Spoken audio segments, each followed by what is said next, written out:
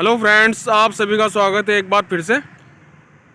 और आज 1 फरवरी को माननीय वित्त मंत्री सीतारमण जी द्वारा बजट पेश किया जा रहा है, तो उसकी कुछ अपडेट्स मैं आपको वीडियो के द्वारा शेयर करूंगा कि किसको फ़ायदा हुआ है और किसको कितना नुकसान हुआ है। सो प्लीज़ वीडियो को एंड तक देखते रहें और वीडियो को लाइक करें, शेयर करें, एंड जो चैनल पर फर्स्ट टाइम आया हो तो प्लीज़ वीडियो को सब्सक्राइब ज़रूर करें।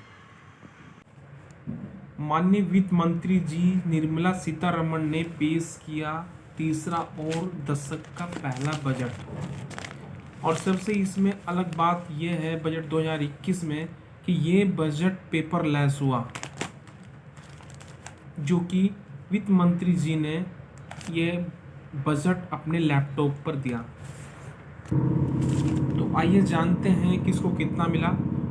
2.24 लाख करोड़ रुपए खर्च होंगे स्वास्थ्य सेवाओं पर, जो कि बीते साल 94,000 करोड़ का था। और पीएम आत्मनिर्भर स्वास्थ्य भारत योजना को बजट 2021 में 64,180 करोड़ रुपए मिले, जिसमें 35,000 करोड़ रुपए खर्च होंगे कोरोना वैक्सीन पर। और इस बजट 2021 में आयकर स्लैब जसका तस है, यानी लास्ट ईयर का बिल्कुल जैसे भी लास्ट ईयर था इसी वही सेम इस साल भी है। बल्कि 75 साल से अधिक बुजुर्गों को आईटीआर नहीं भरनी होगी, चाहे वो पेंशन से आए हो या फिर किसी प्रकार से पैसा जमा हुआ हो, उनको आईटीआर भरने की जरूरत नहीं पड़ेगी। तो आइए नजर डालते हैं स्वास्थ्य विभाग पर। स्वास्थ्य क्षेत्र के लिए इम्यूनिटी बूस्टर अर्थव्यवस्था को विनिवेश की वैक्सीन दी है, जो कि कोरोना से संक्रमित अर्थव्यवस्था के उपचार के लिए वित्त मंत्री निर्मला सीतारमण की इकोनो वैक्सीन में स्वास्थ्य क्षेत्र और ढांचागत विकास को इम्यूनिटी का बूस्टर खुराक दी गई है। स्वास्थ्य संरचना पर खर्च 137% बढ़ाते हुए 2.23 करोड़ रुपए का प्रावधान किया गया है। इसमें 64,000, जैसे कि मैंने बताया था कि इसमें 64,000 करोड़ की नई योजना है, जिसमें 35,000 करोड़ का टीकाकरण का खर्च है। और इस अर्थव्यवस्था को खड़ा करने के लिए विनिवेश की वैक्सीन से 1.75 लाख करोड़ रुपए जुटाने का लक्ष्य है। बड़ा फैसला, बीमा कंपनियों में प्रत्यक्ष विदेशी निवेश यानी एफडीआई 50% से बढ़ाकर 74% करने का है। हालांकि वित्त मंत्री जी ने वेतन भोगियों को, जैसे मैंने बताया, कि निराश किया है कि आयकर स्लैब जिसका तस रखा गया है। और दूसरी ओर चलते हैं दोस्तों, किसान आंदोलन से जूझ रही सरकार ने अन्नदाताओं की आय बढ़ाने के मकसद से फसल कटाई के बाद बुनियादी ढांचा बनाने के लिए एक विकास सेस लगाया है। पेट्रोल व डीजल भी इस सेस के दायरे में होंगे।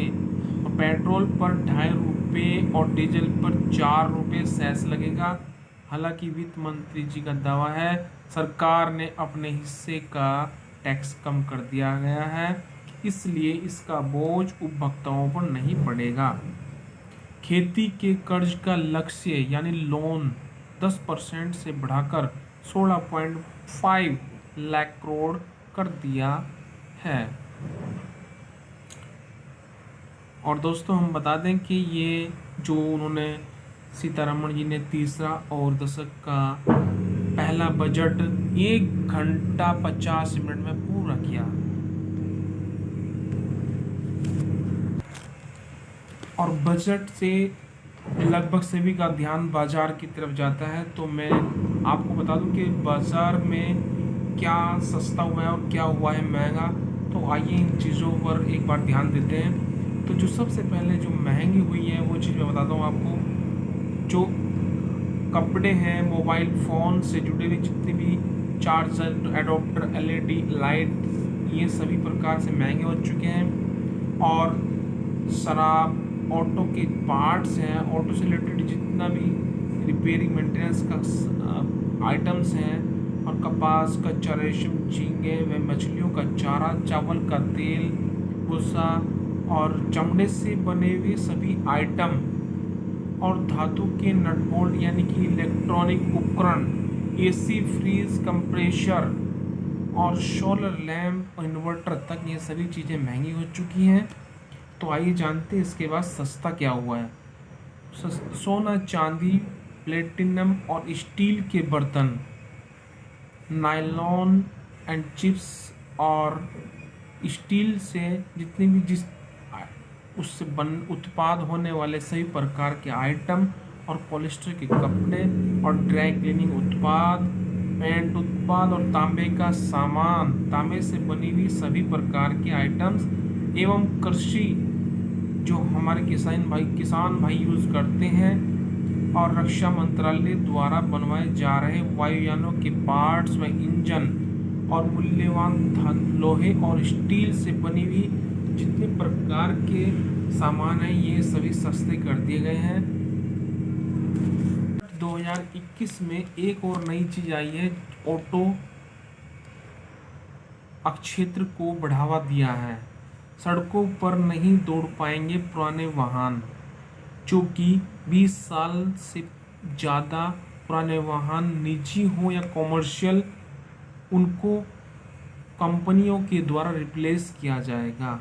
एक अच्छे मूल्य पर रिप्लेस कर नए वाहन दिए जाएंगे, जो कि बजट 2021 में ऑटो क्षेत्र को बहुत अच्छा बढ़ावा मिला है।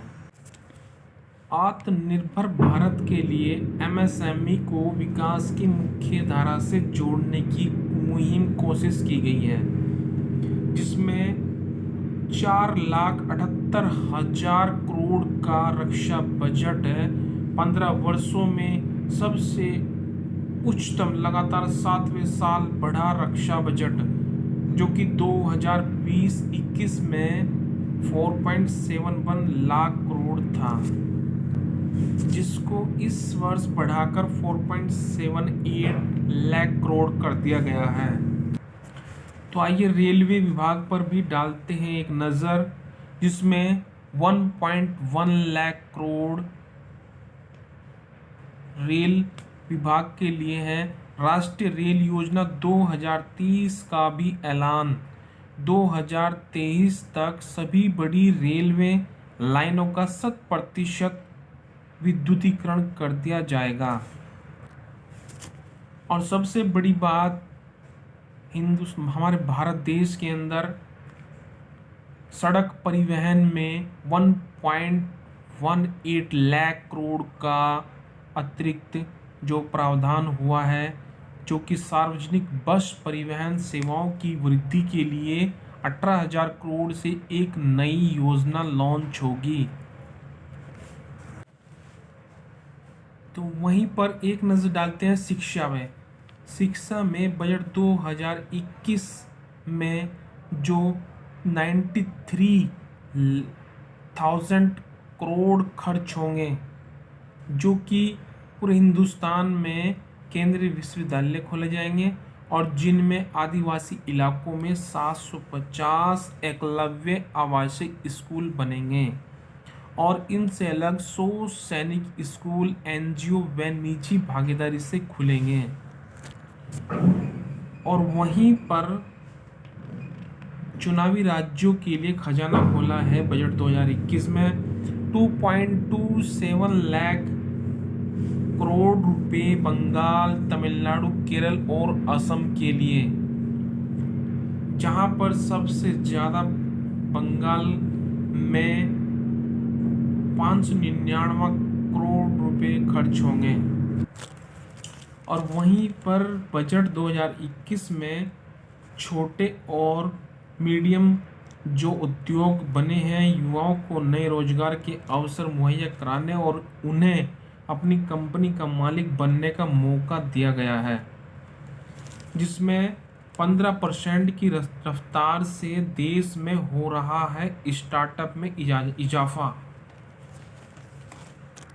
और इस मामले में भारत विश्व का तीसरा सबसे बड़ा देश है। दोस्तों एक चीज़ और बता दूं मैं, बजट 2021 में one nation one ration card योजना सभी स्टेट्स में लागू की जाएगी। फ्रेंड्स, कोरोना का असर खेल बजट पर। खेल एवं युवा मामलों में कटौती, 230 करोड़ रुपए का कम हुआ आवंटन।